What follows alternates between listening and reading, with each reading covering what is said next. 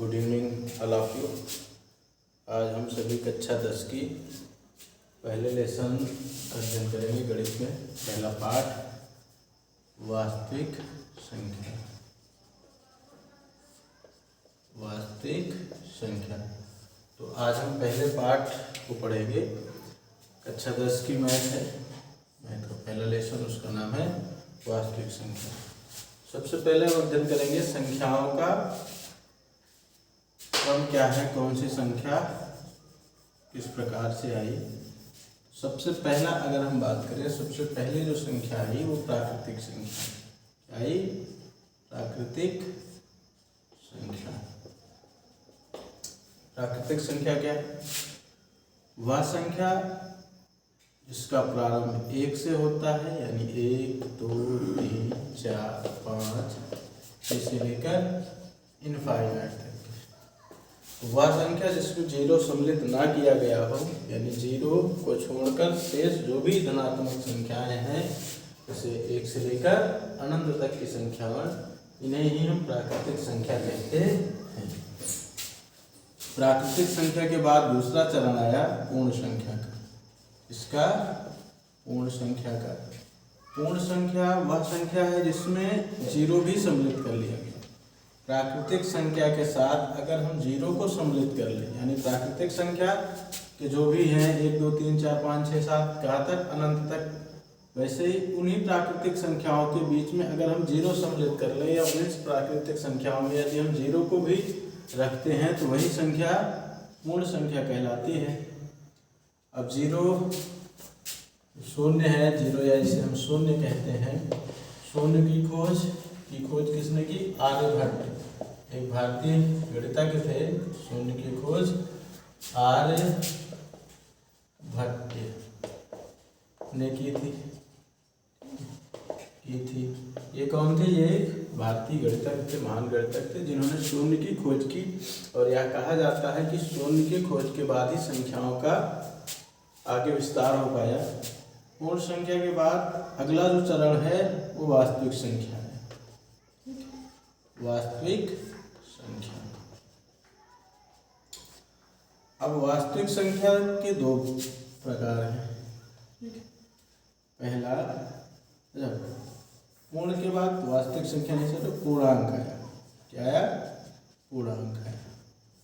अब जो आपकी पूर्ण संख्या है, इसी पूर्ण संख्या में हम प्लस की भी संख्या सम्मिलित कर लें, माइनस की संख्या, जैसे -5, -4, ठीक है, -3, -2,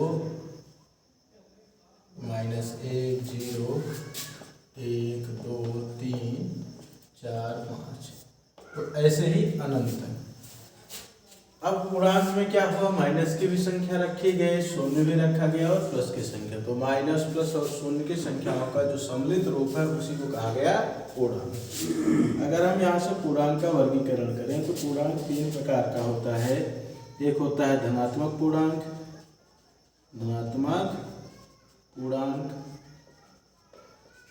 फिर शून्य पूर्णांक और फिर ऋणात्मक पूर्णांक।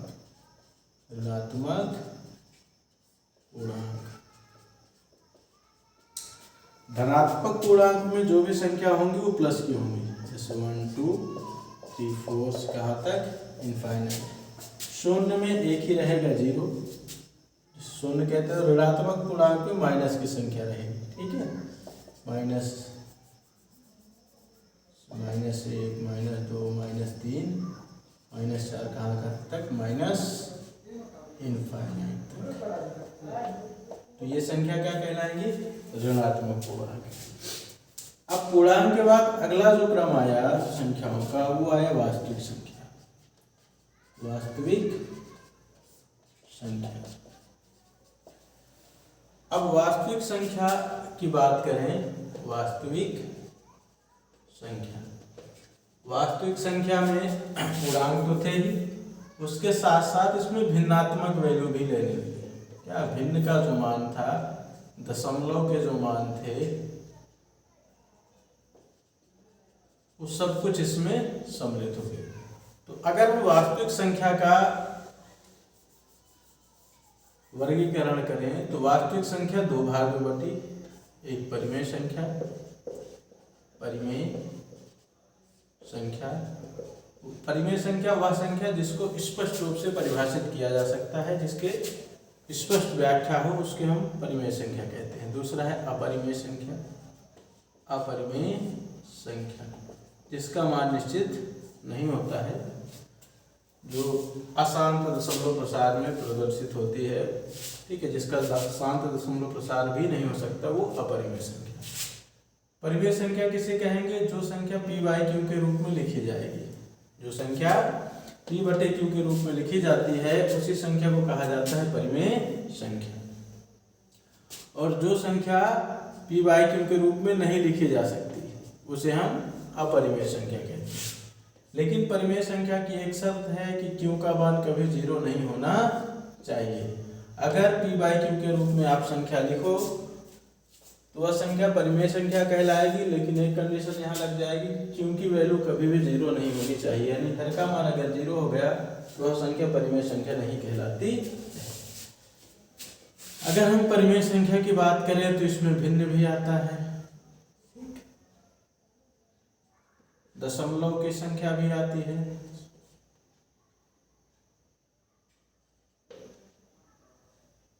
अब अपरिमेय संख्या अगर हम देखें संख्याओं को तो जो संख्या रूट के अंदर लिखी हो और रूट से बाहर ना आ सके, रूट से बाहर आए भी तो अशांत दशमलव प्रसार में आए। कैसे आए? अशांत दशमलव प्रसार।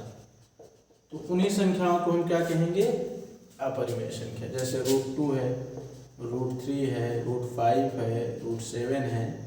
तो इन सब का जब आप वैल्यू निकालेंगे तो कभी भी शांत दशमलव प्रसार नहीं होगा, ठीक है, इनका कोई फिक्स वैल्यू नहीं होगा कि 5 दशमलव के बाद 5 अंक 6 अंक के बाद ये शांत हो जाएंगे, ऐसा कुछ भी नहीं है। इसमें बार बार वो 1, 2 या 3 अंकों की पुनरावृत्ति होती रहती है। लेकिन यही अगर कोई कहे कि √4 तो √4 परिमेय संख्या है, क्योंकि इसकी वैल्यू हम लिखेंगे तो ±2 लिखेंगे, ठीक है, और दोनों किसके अंतर्गत आएंगी? परिमेय संख्या के अंतर्गत, क्योंकि परिमेय संख्या के अंतर्गत कौन आता है?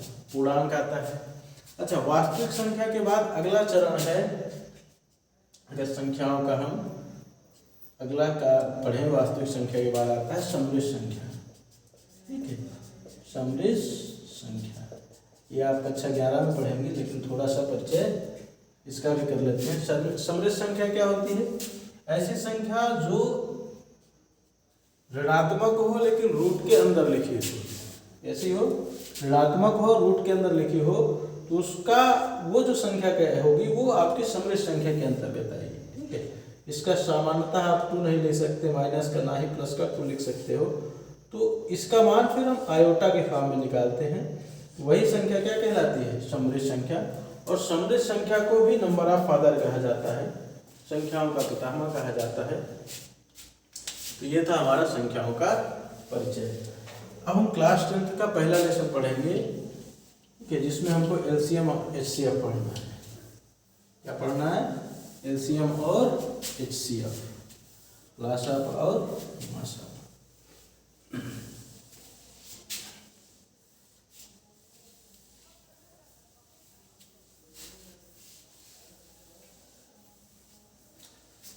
पहले कुछ संख्याओं से लासा और मासा याद कर लेते हैं। जैसे हमने पीछे पढ़ा है कि अगर कोई दे दे 50 दिया हो और 125 दिया हो, तो इन दोनों संख्याओं का अगर हमसे एलसीएम निकालने के लिए कहा जाए तो सिंपल सी स्थिति है, हम 50 और 125 का एलसीएम निकालने के लिए एक गुणनखंड विधि का, अभाज्य गुणनखंड विधि का उपयोग करते हैं। तो 2 से भाग करोगे, 2 दूना 4, 2 पंचे 10, ये विभाजित नहीं है 2 से, तो इसको 125। 5 से भाग करोगे, 5 पचा 25, 5 दूनी 10, 5 पचा 25, 5 एकम 5 25, 5 एकम 5। अगर इसका हम एलसीएम ज्ञात करें, एलसीएम 2 गुणे 5 गुणे 5 गुणे 5, 2 पंचे 10, 10 पचा 50, 50 गुणे 5, 50 25 250, ये इसका क्या आ गया, एलसीएम आ गया। ठीक है, ये हमने पढ़ा है। अगर इन्हीं दोनों संख्याओं का एचसीएफ ज्ञात करना है तो एचसीएफ ज्ञात करने के लिए हम 50 से 125 में भाग करेंगे। 50 दूना 100, 25 आया, 25, अब यहाँ 50 उतार दें, 25 दूना 50। तो अगर इनका एचसीएफ हम ज्ञात करें तो आएगा 25। एचसीएफ कितना आएगा इनका, 25 आएगा। ठीक, ये तो हुई हमारी पुरानी विधि है जैसे हम करते आ रहे थे। अब थोड़ा सा एक और इसमें विधि ऐड करनी है कि आपको दो संख्या दी होंगी, उसमें एलसीएम और एचसीएफ दिया होगा। पहली संख्या और दूसरी संख्या के संबंध निकालने होंगे। दूसरा एक हमको इसमें पढ़ना है अभाज्य गुणनखंड विधि द्वारा एलसीएम और एचसीएफ। अभाज्य गुणनखंड सबसे पहले ये जान लेते हैं, अभाज्य गुणनखंड ये है क्या। जब किसी भी संख्या को सबसे छोटी संख्या से विभाजित किया जाए और उसके सबसे छोटे अंक या सबसे छोटी संख्या से विभाजित करते हुए उसको हम ले चलते हैं तो वही संख्या उसकी अभाज्य गुणनखंड कहलाती है। किसी भी संख्या को उसको सबसे सरलतम संख्याओं के गुणे के रूप में लिखना होता है। जैसे अगर हम बात करें 16, तो 16 का अभाज्य गुणनखंड 2 8 16, 2 चौको 8, 2 दूना 4, 2 एक कम 2। अब देखिए अगर हम 16 का गुणा के रूप में लिखें तो 2 1 2 2।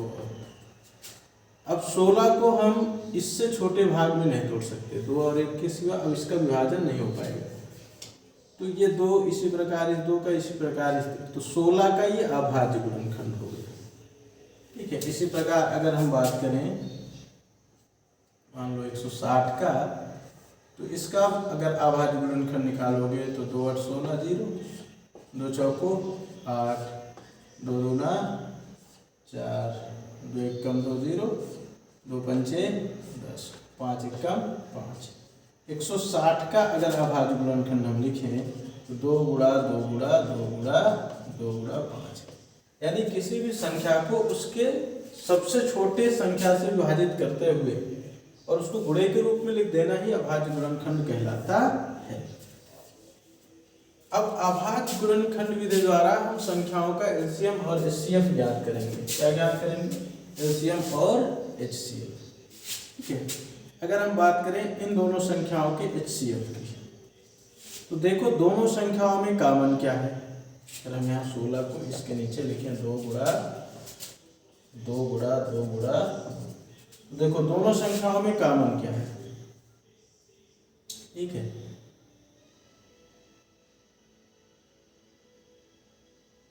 एक और होगा इसमें, देखो ये 2 कॉमन है, ये 2 कॉमन है, ये कॉमन है और ये कॉमन। जब एचसीएफ आपको लिखना होगा तो ध्यान रहे एचसीएफ में जो संख्या दोनों में कॉमन है उसी को एक बार लिखना। जैसे देखो दोनों के पास 2 कॉमन है 2 लिख दिया, यहाँ दोनों के पास 2 कॉमन है 2 लिख दिया, यहाँ दोनों के पास 2 कॉमन है 2 लिख दिया, यहाँ दोनों के पास 2 कॉमन है 2 लिख दिया। तो 2 दूना 4 दूनी 8 दूनी 16, इसका एचसीएफ 16 आ गया। ठीक है, तो एचसीएफ याद करने के लिए दोनों संख्याओं में जो चीजें उभयनिष्ठ हो, यानी दोनों संख्याओं के अभाज्य गुणनखंड में जो चीजें कॉमन मिले, और जैसे यहाँ 2 और 2 कॉमन मिल रहा था उसको एक बार लिखा, यहाँ 2 और 2 कॉमन मिल रहा था इसको एक बार लिखा, यहाँ देखो 2 कॉमन मिल रहा था दोनों के पास 1 लिखा, यहाँ मिल रहा था इन दोनों को और इसका गुणनखंड कर लिया, यही इसका क्या हो गया, एचसीएफ हो गया। ठीक, अब एलसीएम में ध्यान रखना है कि जो चीजें कॉमन मिल रही है उसको एक बार लिखना है। जैसे देखो ये दोनों कॉमन मिल रहा था ना, इसको एक बार लिखो, ये दोनों कॉमन मिल रहा है इसको भी एक बार लिखो, फिर यहाँ कॉमन मिल रहा है इस संख्या को भी एक बार लिखेंगे, ये भी कॉमन मिल रहा है। लेकिन जो चीजें नहीं मिल रही हैं एलसीएम में अब उनको भी लिखना पड़ेगा। एचसीएफ में ध्यान रखें जो चीजें कॉमन हैं सिर्फ वही संख्या लिखी जाएंगी, लेकिन एलसीएम में जो चीजें कॉमन है वो एक बार लिखी जाएंगी, जो कॉमन नहीं है उसको भी आपको लिखना पड़ेगा। तो 2 दूना 4 दूनी 8 दूनी 16, 16 दूना 32, और 32 पंचे 160, तो एलसीएम इसका क्या आ गया 160। ठीक है, अब हम पाठ्यक्रम की बात करते हैं। एनसीईआरटी कक्षा 10 के जो पाठ्य पुस्तक है उसके आधार पर चलते हैं, तो उसकी प्रश्नावली 1 से हम शुरुआत करेंगे। प्रश्नावली 1 सबसे पहले पढ़ेंगे। तो प्रश्नावली 1 में सबसे पहला जो प्रश्न है हमारे पास वो दिया गया है 26 और 169 का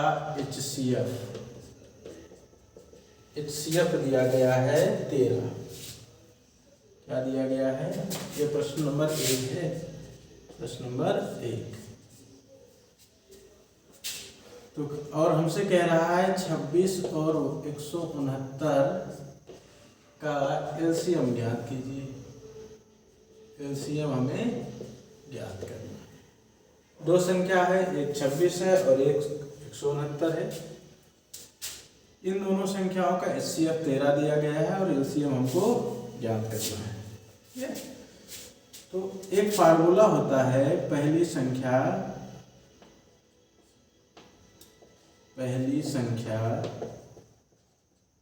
गुणे दूसरी संख्या बराबर एलसीएम गुणे HCF। अब अगर इसको हम पहली संख्या माने तो ये दूसरी संख्या हो जाएगी।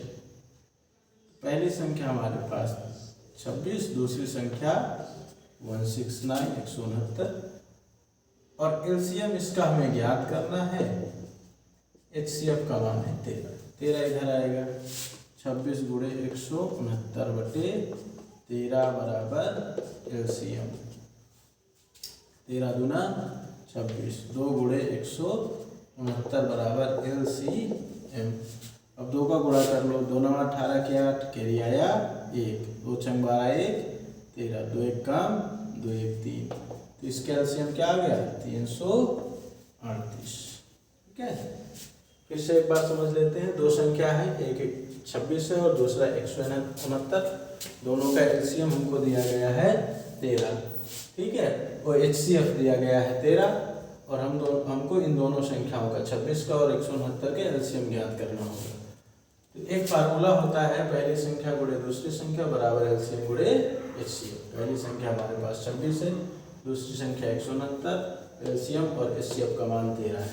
ये 13 इधर गुणे में है, बराबर किधर ले जाओगे बटे में, 13 दूना 26, 2 का गुणा 169 से कराओगे तो 338 आ जाएगी। ये आ गया संख्या का एलसीएम। ठीक है, अब हम इसी के दूसरे प्रश्न की बात करते हैं। यानी कक्षा 10 का जो मैथ है उसके पहले लेसन का दूसरा प्रश्न है कि हमारे पास एक संख्या है 95 तथा दूसरी संख्या है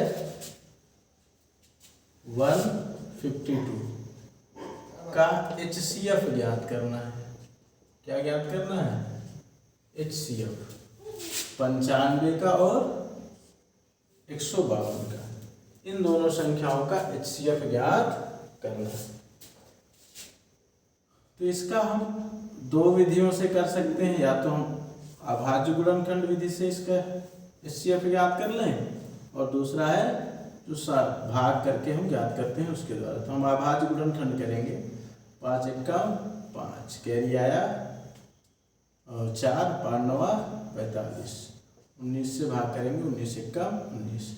तो 95 का जो अभाज्य गुणन होगा खंड होगा 5 गुणे 19 होगा। और अगर हम 152 का फैक्टर करें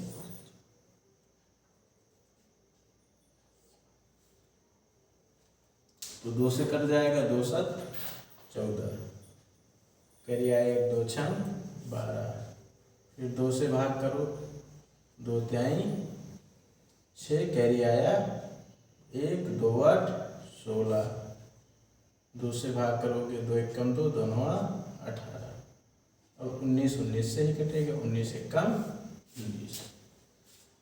अब अगर हम 152 का अभाज्य गुणनखंड लिखें 2 गुणा 2 गुणा 2 गुणा 19, ठीक है। अब देखो इन दोनों संख्याओं में अगर हम कॉमन करें, यानी जो संख्या दोनों के पास गुणे के रूप में है उसी को कॉमन माना जाता है। तो दोनों के पास कौन सी संख्या है? 19। देखो दोनों के पास है गुणे के रूप में, तो 19 ही हमारा HCF हो जाएगा। जो संख्या दोनों के पास होगी वही संख्या क्या कहलाएगी? HCF। तो इन दोनों संख्याओं का यानी 95 का और 152 का जो HCF आएगा वो 19 आएगा।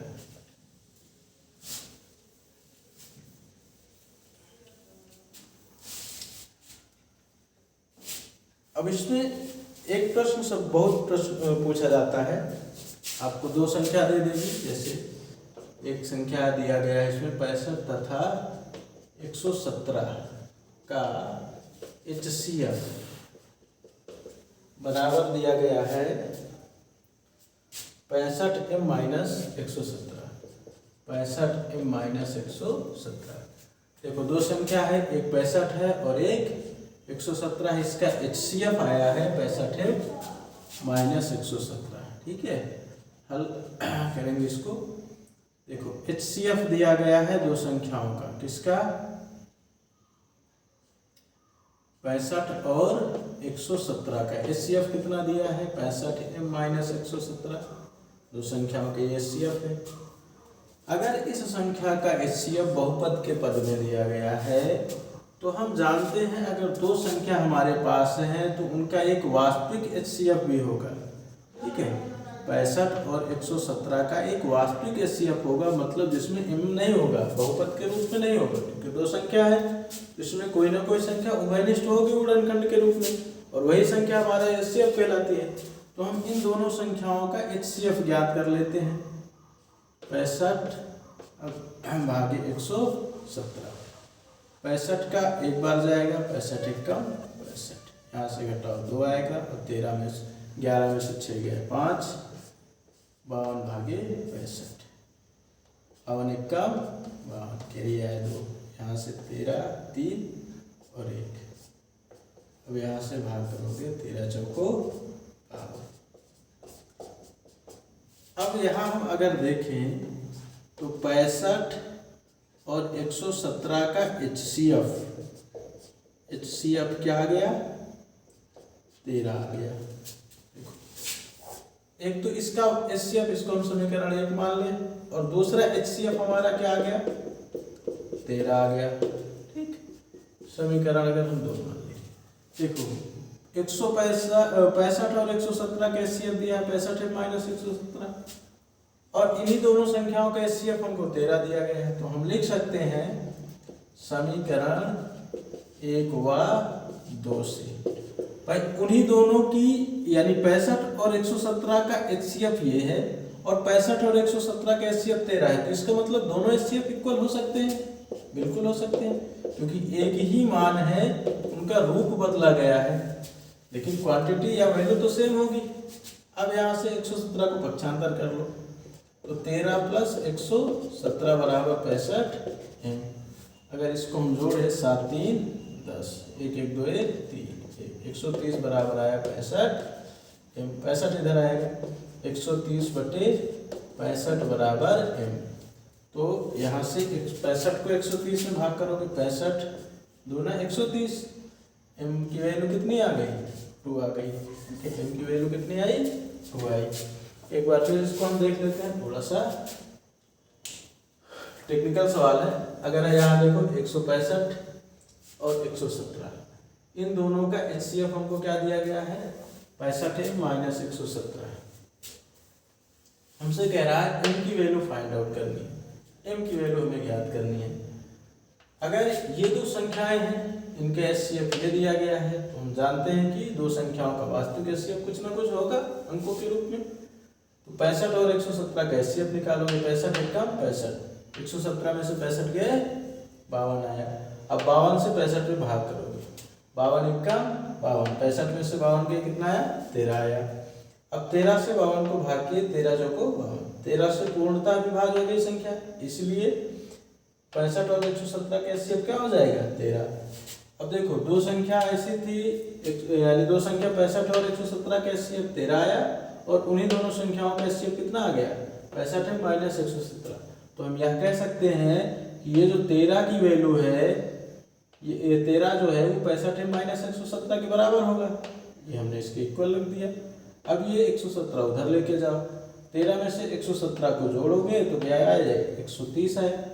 और ये जो 65 है इधर m के साथ मल्टीप्लाई में है, अगर इसको हम बराबर के उधर ले जाएंगे तो ये भाग में हो जाएगा, यानी बटे में चला जाएगा। 65 दूना 130, m की वैल्यू कितनी आ गई, 2 आ गई।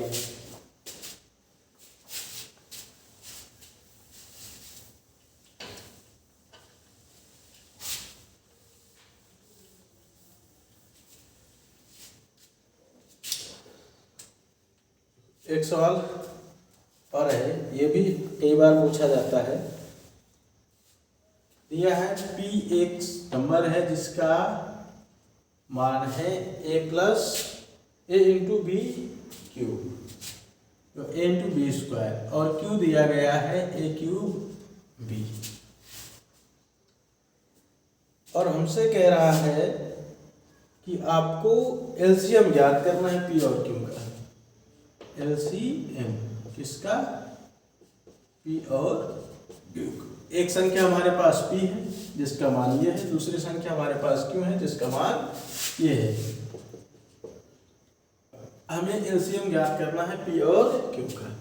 ध्यान रहे, जब भी ऐसे सवाल दिखें तो आपको सबसे पहले इन संख्याओं के जो घात हैं उसको गुणे के रूप में लिखना है, यानी a टू बी स्क्वायर को हम लिख सकते हैं p बराबर a b गुणे b। इसी तरह q को हम लिख सकते हैं a गुणे a गुणे a गुणे b। अब अगर हम एलसीएम निकालें, एलसीएम किसका, p कामा q का, यहाँ देखो जो कॉमन है जो दोनों के पास है उसको एक बार लिखेंगे, जैसे a लिखा है। यहाँ देखो b है, इसको भी एक बार लिखेंगे, बाकी जो कॉमन नहीं है उनको भी लिखना है, b गुणे a गुणे a गुणे b। देखो ये दोनों ये कॉमन था, इसको एक बार लिखा, फिर ये b था इसको लिखा, फिर ये a देखो a 2 बार लिख गए, लेकिन ये b फिर 2 बार कॉमन थे, दोनों के पास एक एक b था, इसको एक बार ही लिखेंगे। इसको लिखेंगे a cube into B square. ये क्या आ गया, एलसीएम आ गया किसका, p कामा q का, यानी दो संख्या p कामा q का मतलब एक संख्या p है और एक संख्या q है, जिसका एलसीएम क्या है, a cube into B square. फिर से एक बात समझ लेते हैं, एक संख्या हमारे पास p है जिसका मान है a और इंटू बी स्क्वायर। अगर इसका हम गुणा के रूप में लिखे तो यहाँ देखो b की पावर 2 है ना, तो b 2 बार होगा, इसलिए a गुणा b गुणा b। और q के दो q का मान देखो a क्यूब इंटू बी है। अब a की पावर 3 है तो a गुणे a और b, तो b यहाँ देखो गुणे के रूप में आ गया। अब एलसीएम ज्ञात करना है तो पहले ये देख लेते हैं कौन कौन सी संख्या कॉमन है। जैसे देखो यहाँ a दोनों के पास है, यहाँ b दोनों के पास है, a दोनों के पास उभयनिष्ठ है तो इसको हम एक बार लिखेंगे, फिर यहाँ से b लिख दिया, फिर ये a लिख दिया, फिर ये a लिख दिया, फिर इन दोनों के पास देखो b कॉमन है, ये b लिख दिया। अब इसका मल्टीप्लाई करोगे तो 1 2 3 बार a है तो a की पावर 3 हो गई, और 1 को 2 गुणे के रूप में b 2 बार है, इसलिए b की पावर 2 हो गई।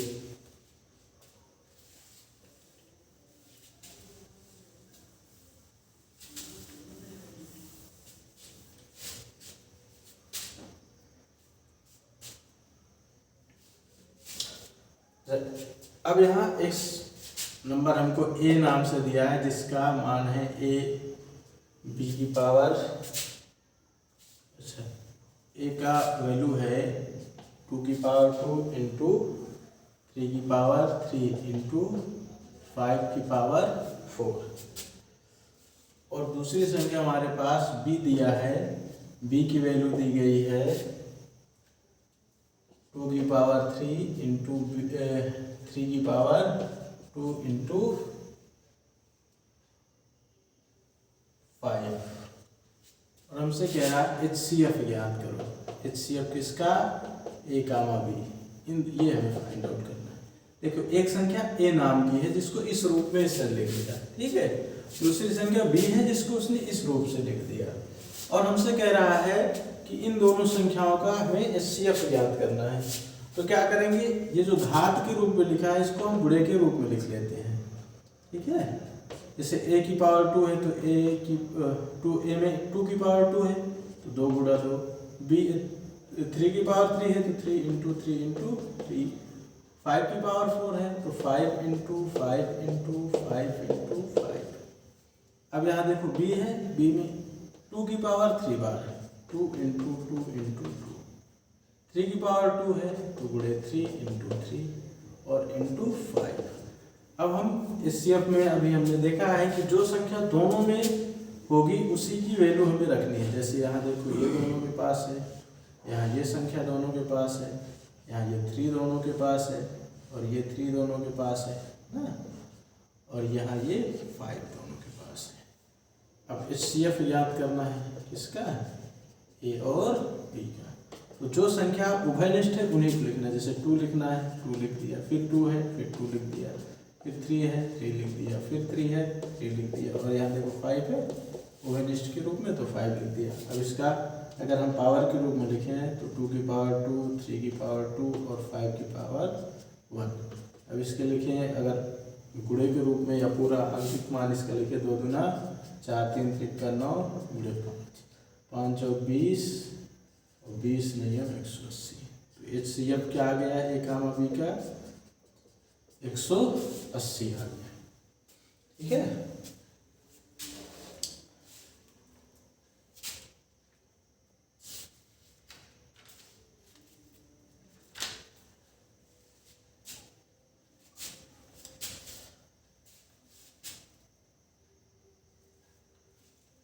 अब अगला एक प्रश्न है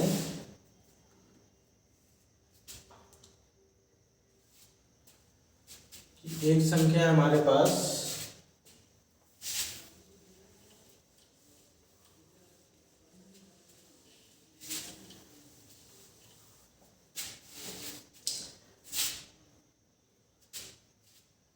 देखो दिया है HCF 306 कामा 657 का HCF 9 है। तो कह रहा है LCM ज्ञात करो इसका 306 कामा 657 का क्या ज्ञात करना है LCM। तो हमने अभी एक सूत्र पढ़ा था, पहली संख्या गुणे दूसरी संख्या बराबर LCM गुणे HCF, ये हमने पढ़ा था। अगर दो संख्या है जैसे 306 और 657 है, इसका HCF 9 दिया गया है और इसका LCM हमसे पूछ रहा है। अब देखो पहली संख्या हमारे पास कितना है 306, दूसरी संख्या कितनी है 657, LCM इसका हमें ज्ञात करना है और HCF 9 दिया है। अब 9 को इधर ना डिवाइड करो, 306 गुणे 657 बटे 9, क्योंकि 9 इधर आएगा बटे में हो जाएगा बराबर LCM। अब 9 से इसको भाग करोगे तो 9 त्रिक 27 और कैरी आती है 9 चौक 36 गुणे 657 बराबर LCM।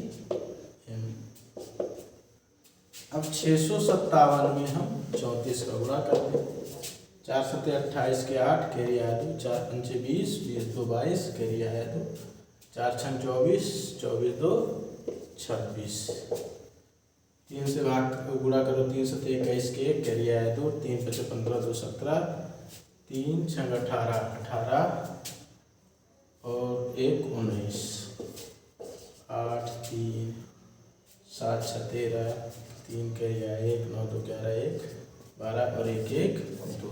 इसका क्या गया LCM 22 33 8।